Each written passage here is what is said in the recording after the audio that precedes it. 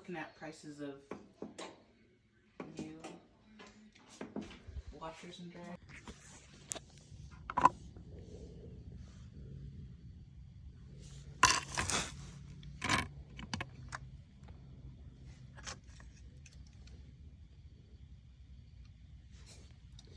Alright guys, so this Frigidaire dryer that I definitely recommend you do not buy.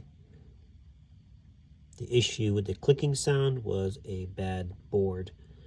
Now, if you do happen to have this machine, you might be able to replace that relay, which is basically the motor relay, and it sends power to turn on the motor.